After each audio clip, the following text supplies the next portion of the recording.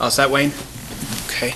Good evening, everybody. Call the meeting to order at 7:04 p.m. Inform the public that we are returning from an executive session. Have we had a chance to review the minutes of the last meeting? I have, and I make a motion to approve as printed. Second? All in favor? Aye. Those are approved. Thank you. Jim, you're up first. Come on down.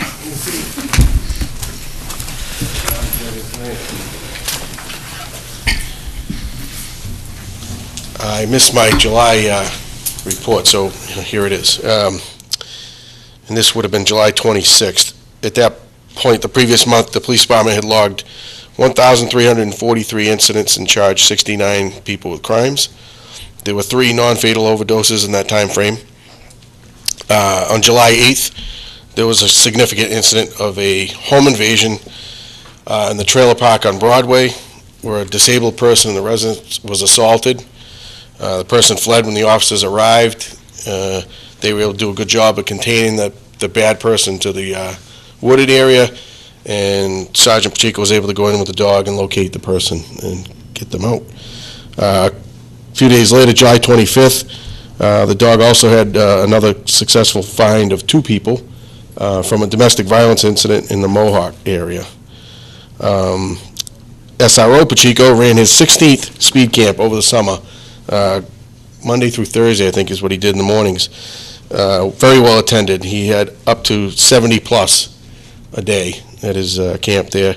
And then at the end of the month, he did his Jocks camp with over 150 kids and 50 volunteers, which is, most of them are alum who attended the camp. Now they come back and volunteer. And now for August.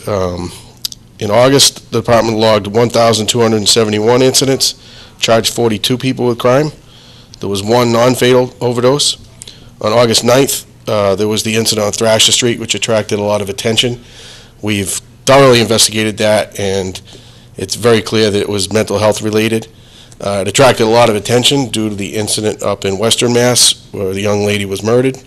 And some of the initial radio traffic that went over Scannerland indicated that there was bodies in the woods with blood on them and things like that. So with that, we conducted a very thorough search and a thorough investigation, and there was nothing else going on there other than a mental health issue.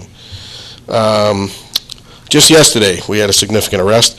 We arrested a 47-year-old male who was formerly of Raynham, now lives in Leominster, for numerous counts of rape of a child with force. The victim in this case, the assaults began when the child was 8 years old. So that was a very good investigation, and good to get that person locked up. We're hoping that this week the construction will begin on the improvements to the lockup facility. There's been some delays, I guess, waiting for product to arrive. The crews that we had totaled March 15th was finally replaced this week. We got all the insurance money back, and not just for the vehicle, but for all the parts and accessories that are on there. And also, since I wasn't here in July and it's kind of continued on to now, I think I should mention that what has gone on nationally. On July 8th, 5 Dallas police officers were assassinated simply for being police officers. And on July 17th, it was repeated in Baton Rouge, Louisiana. What isn't well reported is that there was also 10 more police officers murdered in that time frame, for a total of 36 police officers killed in the United States in 2016. Not well covered, and that's a problem in itself, that's not well covered. But my point of that is, in Raynham, we've had excellent community support. You notice we put it on our sign out front. We've gotten all kinds of goodies. We have certain people that have thoroughly enjoyed all the baked goods that have been delivered. But we appreciate that, and it means a lot. And we just want to thank the community at home and the board, who has always supported us. Thank you. Thank you very much. Thank you. Thanks, Jim. Be safe. Ed?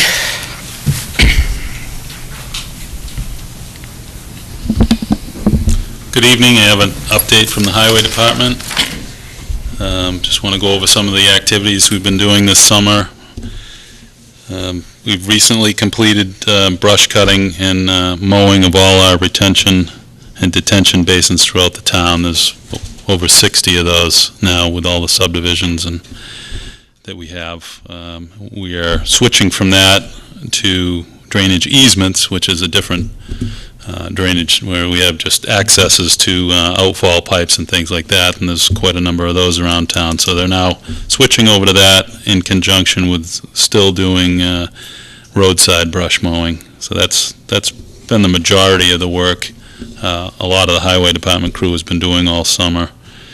We'll also do some occasional street sweeping. We recently cleared all the sidewalks, the main sidewalks with the granite curbing throughout town. There was a lot of tall weed growth that had been accelerated from the warm weather. So we just went through, and it was almost a 5-day operation to cut down all the weeds on the sidewalks. So that's been completed. And we are finally starting up some of our Chapter 90 in conjunction with the sewer department road resurfacing, and that's started Monday in the Suzanne Drive neighborhood. We'll be doing that entire neighborhood. There's 4 roads in there, and they're going to be grinding and then overlaying that pavement in there. Be moving from there to Hill Street and a small portion of Dean to finish those roads off, and that should all occur in the next 2 weeks, as long as our contractor, P.J. Keating, stays on target. After that's complete, we're going to be moving to South Street West and doing an area between Harry's Auto Body and Richmond Street. So we'll be doing that piece on the south side of Route 44 up to the traffic light, and then moving across from the new Mary Lou's Shell Station up just a little past the Richmond intersection. If we can achieve all that, our last road will be a portion of Britain Street between 138 and King Philip.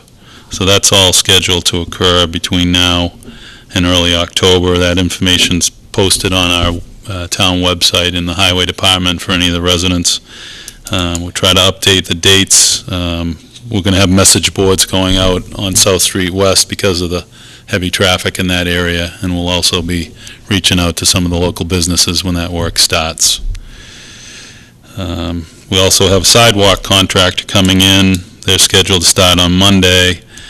Not sure at this point whether they'll be going to South Street West or to Mill Street, but it'll be one of those 2 locations depending on some other factors. We just completed 2 weeks' worth of crack sealing in the northern part of Raynham, pretty much all the roads on the north side of 495. Fortunately, we were able to catch up on all of those roads before they get too bad, but there's a lot of, deterioration. The roads are in decent shape, but they needed a thorough crack sealing to keep those areas going, so we just finished that up. Lastly, for highway, we're preparing our capital requests for upcoming meetings. And then I have for Parks and Grounds, they're pretty much doing their normal mowing as needed and weeding and that kind of thing. They've been assisting Liz with moving some equipment from Merrill School over to the South School. And the solid waste, we just completed our quarterly gas readings, gas monitoring for methane. That's all I have. Any questions for Ed? Nothing, thank you. Just one quick question for Sure. you. It was either Wareham or Bourne or Buzzards Bay on the Route 6 corridor. When they were doing extensive work down there, and Randy, you probably saw it, they had signs up that said local businesses open. And so to your point, notifying them, is there a way we can get some signage where South Street West is exclusively business to alleviate maybe some of their concerns and get a sign up saying businesses are open during construction? Yes, I'll Whether it's one of the message boards or Yeah. whatever you think's appropriate. Yeah, we may be able to put 2 messages on that board, one for the construction and one to say businesses remain Yeah. open during construction, something like Yeah, that. I mean, because we've had such, in my opinion, I think the board shares a positive growth in that plaza over the last 5 years with new businesses, and they're all doing well, so I think anything we can do to show we're continuing to support them over and above the infrastructure improvements, I think they'd probably appreciate. So, Sure. All right, I'll good. definitely take care of that. Good. And I think, the sidewalk and the roadway will be a nice addition to that area. It'll really Absolutely. spruce it up, so. Good. Looking forward to seeing that get done. Yeah, great. Thank you, Ed. Thank you. Appreciate it. Tim? Thank you, Mr. Chairman, Board. I'll start with project briefs. We'll have a public hearing in mid-September for China Eternal. It's a copier company, and it's in Raynham Woods. They're looking to expand 14,000 square feet towards the rear of the property. The planning board has already determined that it would constitute an abbreviated site plan review. Tomlin Estates, which is a three-lot subdivision, was endorsed at the 8/16 meeting. Skyline Granite and Marble was a site plan review. It was on the northwest corner of 495 and 138. It's a change from residential to commercial usage. That was approved at the 8/9 meeting, recorded on 8/11, and now it's the 20-day appeal period starts prior to endorsement. Update on the South Coast Rail. A couple weeks ago, I attended a forum.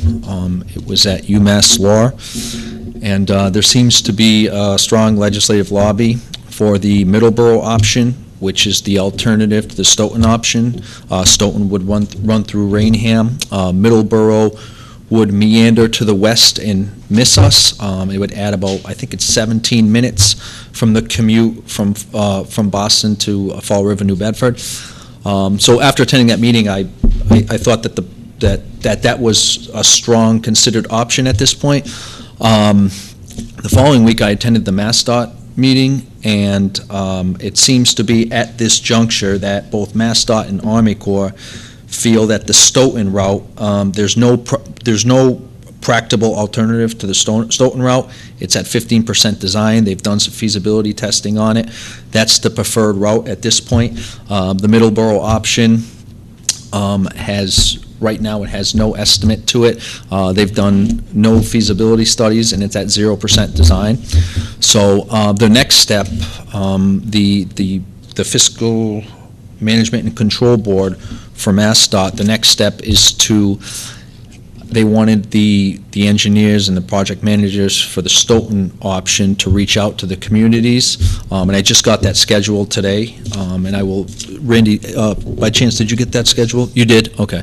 And I have copies, and I was looking to post them in Town Hall and post them in the planning office as far as the public hearing schedules for mid-September. I think there's one in Taunton, there's one in Canton, there's one in Easton. So they're basically reaching out to the local communities for input, and they're looking to report back to the control board by early 2017. 138, the land use study update. We are working with Serpide on updating the 2012 land use study, and we're looking to get that started in mid-September, as our charge was accepted to use the 20 municipal assistance hours that we get per year. Retreat lots, the board was kicking around a policy option for zoning as far as retreat lots prior to me starting here. We picked that up again. The board is looking to schedule a public hearing sometime in the spring for possible proposal for the annual town meeting for reasonable use of backland. Checklists, we've been for the last few months creating some checklists in the planning office, more internal documents for forecasting that Maureen retires in the next couple of years. We wanted to get a lot of the institutional knowledge she has on paper going forward, so it'd be an easier transition when she does retire. So we're working on that with the board. MassDOT construction updates. I included a map in my packet. I got GIS up and running on my desktop, and as far as updates moving forward and on the website, this is what I envision as far as the updates. It should be the third page. There's 5 colors in there. These are the active projects going on in town. The best example would be the green circle at 24 and 44. That is the bridge replacement over the Taunton River. The idea would be, if it's on our website, that the mouse cursor can simply go over the color, and it can give the same project update that I give every month to the select board. The way I look at it is that I'm already tracking it via Excel spreadsheet, and it would be simply as easy as doing that with GIS Online. I can track it in my spreadsheet, and it would automatically update. But tomorrow I'll find out a little bit more as I have a meeting with the AppGeo folks to sort of further discuss it. So that's what I was thinking as far as going forward, sort of putting a visual representation of it and including it in my monthly report as such, so that, because going back to 2001, there's 28 projects. Each project has, is quantified by 6 digits. It's very confusing as far as if you go from funded to completed. So I think the easiest way to do it is move it by mapping. And it's, people have been pretty responsive, and the board's been responsive to it. So, and that's a work in progress, so I'm working on that. And a Serpent update, they're looking to potentially, the federal government is looking to have potentially a rule change that sort of gerrymanders the municipal planning, the regional planning lines. The best example, because it's kind of complicated how many options that there can be, is that Seekonk has very little representation in Providence due to the fact it's a different state. So coming down from the Fed, they're looking to more urbanize the areas. So there's a lot of movement on that. So Serpent's been keeping us in the loop as far as how it could affect us going forward. And potential developments, Bradford RV had a pre-app meeting last month. The folks are looking to put a mixed-use Dunkin' Donuts and gas station in. Solicited some comments from our town departments, and they've made some changes, although I haven't seen the new designs yet. And lastly, the Economic Development Committee, looking into vacant property options. One of the members had presented Tidy Towns, which is a program based in Ireland, where it's sort of a municipal program where municipalities compete against one another as far as cleanliness is concerned, and they get awards and stuff like that. We were looking more from a neighborhood perspective. We're sort of kicking the tires on that. And then also the GIS mapping project that I'm working on. And I think I covered all of it. So Thanks, Tim. Any questions for Tim? No, very informative, thank you. no problem. Thank you. You're busy. What we like to say. Very good, Tim, very good. Thank you very much. Okay. No appointments this evening, no public hearings, new business, Ms. Roberts? I have nothing. Mrs. Smith? Okay. Old business, Ms. Roberts? Nothing. Mrs. Smith? Town Administrator's report, Mr. Buckner. Still on summer schedule, so there was no Selectmen's meeting next week. On the North School, we have bids on the HVAC system due on Thursday. And as the chief mentioned, work on the jail cells will probably begin this week or next with the demolition needed and then the installation of the new cells. We have a number of vacancies.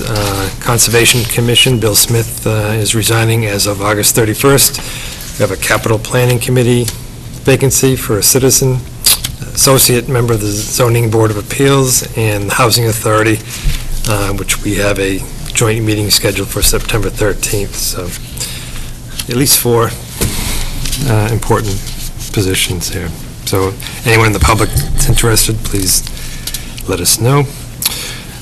So the next Selectmen's meeting is September 6th, and the board returns to its normal weekly schedule thereafter. Sarsage monthly meeting Wednesday, September 7th in Mansfield, and one meeting that was just scheduled today. Rick Colon from the Mass DOT asked to meet with town officials regarding the Route 44 over 24 bridge. So Fire, Police, Highway are meeting September 12th at 10 a.m. Thanks. Selectmen's report, Ms. Roberts. There's nothing, just to say that I hope everybody has a safe Labor Day. Thank you. Mrs. Smith. It's hard to believe. I mean, it's almost all over. It just started. And last And we night had a heat wave, and and then a chill. A chill. then a little chill back, and some, but Everybody stay safe over the holiday.